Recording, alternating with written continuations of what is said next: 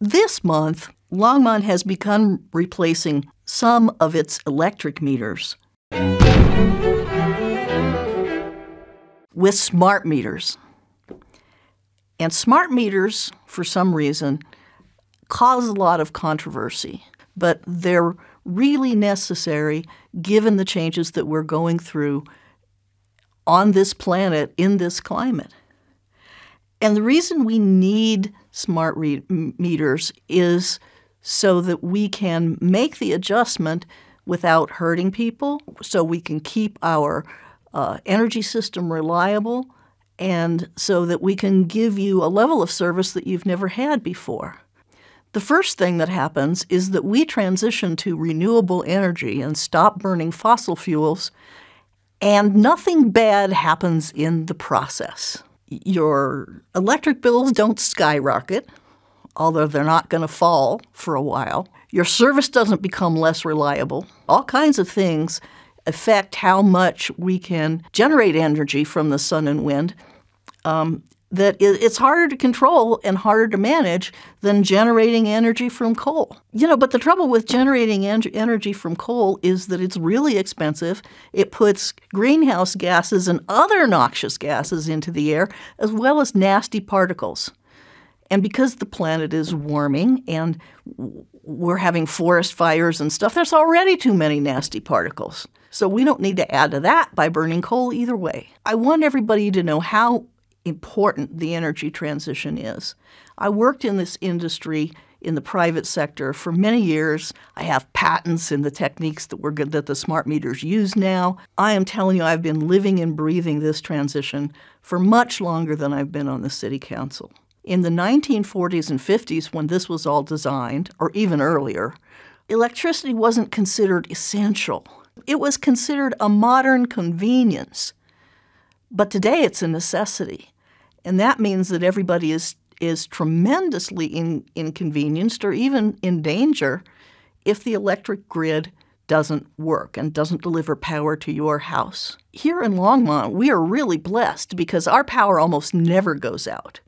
Or if it does, you find out about it when you get up in the morning and your clocks on your stove or something are flashing because it was off for 15 minutes in the middle of the night and you didn't even notice.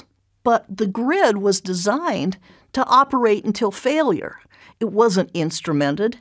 It didn't, have all these controls on it so that you would know when it was getting worn out. When the power goes out, we'll fix it. And that was the attitude for which it was designed. But now it's going to undergo a period of time when there are a lot more changes coming a lot closer together. Every electric vehicle that you plug in consumes as much energy as about half of a middle-sized house. But they move around, so they're going to draw that power from all around town. And on Thanksgiving, when everybody comes to your house and half of the people already are driving electric vehicles, that could be a little bit of an overload if everybody needs to plug in order to get home. We need to have a more adaptable grid, and the first thing we have to do is to find out why and where the stress points are. Because when your electric grid fails, it fails just like a light bulb burning out. The electric current that flows through the filament in your light bulb, an old incandescent light bulb, you've all seen that happen. They burn out because that filament literally wears out. And the same thing can happen on the bigger components that are, underground and we never think about them.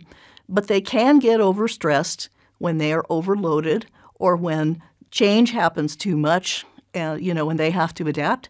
And so we need these smart meters, which are sensitive instruments on the grid, that will tell us where those stress points are and let us upgrade them well before they fail. That's called distribution management. It's not invasive to you. It doesn't make any difference to you, and it won't cause you to be charged for more electricity or anything like that. But what it will do is keep our electric grid up to date, reliable, and sustainable, and make us able to do a good job, even in the face of rapid change in terms of what the grid has to do. The next big value that we get from those smart meters is demand management. A lot of things have to happen right on demand, like turning on a light, right? You'd be really inconvenienced if you put on the light switch and the switch didn't and the light didn't come on because you need to see right now. But there are a lot of other things like heating up the water in your hot water tank that can happen whenever there's plenty of energy. Because as long as the temperature of the water in the tank doesn't go below a certain temperature, you're fine. It'll still be warm when you turn on the shower. It's the same with charging your electric car. If you plug it in when you go to bed, you don't care whether it's charging right then or whether it's going to charge between 2 o'clock and 4 o'clock in the morning. All you care about is that it's got at least a 70% charge by the time you wake up and head to work in the morning. And making sure that the demand, that all those devices, your devices on the electric grid, are ready for you, but also not overstressing the grid, not using too much electricity when there's not enough because the wind's not blowing hard enough or it's night and the sun isn't shining, is called demand management.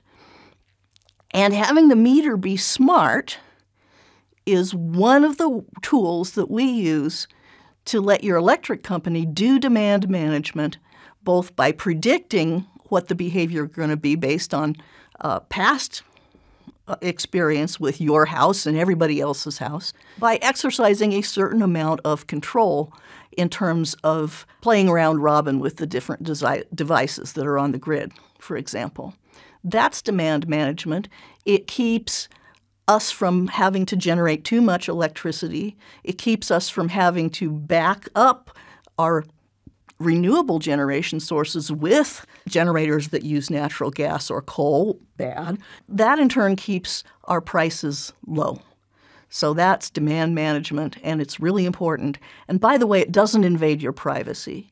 All the detailed data that those smart meters gather is still strongly encrypted, and at a household level, nobody in the electric company or at the power company is ever even going to see that.